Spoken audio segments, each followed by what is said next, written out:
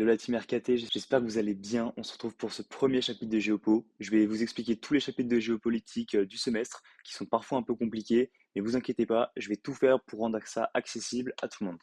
Donc c'est parti. Donc aujourd'hui, on plonge directement dans un monde divisé en deux, les États-Unis et l'URSS. D'un côté, c'est le capitalisme à fond, de l'autre, c'est le communisme total. Et donc cette confrontation, elle s'appelle la guerre froide. Et donc il faut savoir qu'elle a duré environ 50 ans et elle a vraiment marqué notre histoire à jamais. Donc dans cette vidéo, on va voir comment la période elle a façonné le monde d'aujourd'hui, ce qui s'est passé après la chute de l'URSS et enfin où est-ce qu'en est le monde plus de 30 ans après. Donc on va commencer avec la nature de la guerre froide. Donc il faut savoir que c'était vraiment une période de grande tension entre les deux superpuissances, comme je vous ai dit, les États-Unis et l'URSS, qui se posait vraiment sur tout, niveau économique, politique et sociétal. Donc d'un côté, on avait les États-Unis qui défendaient donc le capitalisme, et de l'autre, on avait l'URSS qui lui poussait pour le communisme. Et donc il faut savoir que chacun cherchait à convaincre le monde qu'ils étaient le meilleur, et donc c'est ce qu'on appelle ça le messianisme. Donc, il faut savoir ensuite que ces deux blocs, ils se sont formés avec des alliances militaires. Donc, on avait l'OTAN pour l'Ouest et le pacte de Varsovie pour l'Est. Et donc, sur le plan économique, c'était vraiment pareil avec la CEE pour l'Ouest et le Comecon pour l'Est.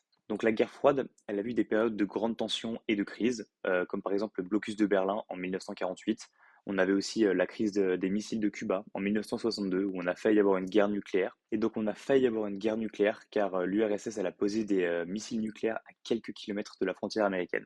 Et donc après ça, on a eu une détente qui s'est installée, mais c'est très vite reparti de plus belle du coup avec l'invasion soviétique de l'Afghanistan.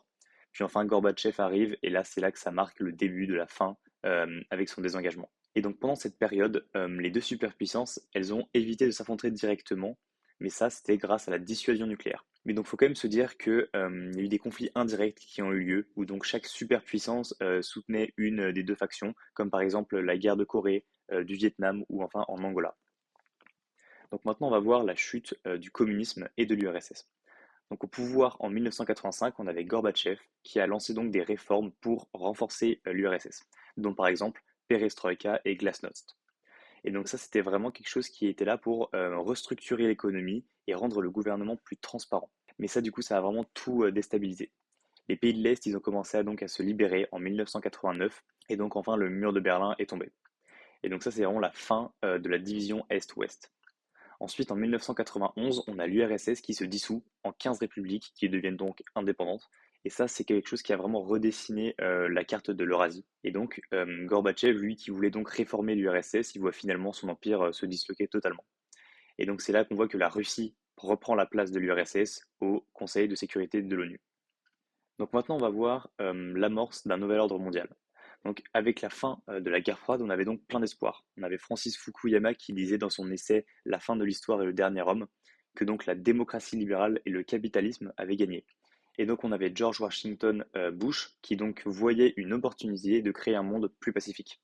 Et du coup, ces espoirs, ils ont été mis à l'épreuve avec donc des conflits comme par exemple la guerre en Irak en 2003, les révolutions du printemps arabe en 2010. Donc là, on voit que le monde devient multipolaire. Il y a des nouvelles puissances comme la Chine qui remettent en question la domination occidentale.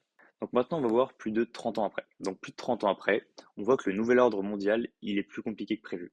La démocratie, elle n'est pas universelle et les tensions géopolitiques, elles restent très fortes. Donc l'ONU, on sait qu'il a du mal à prendre des décisions efficaces à cause donc des vétos et de ses membres permanents.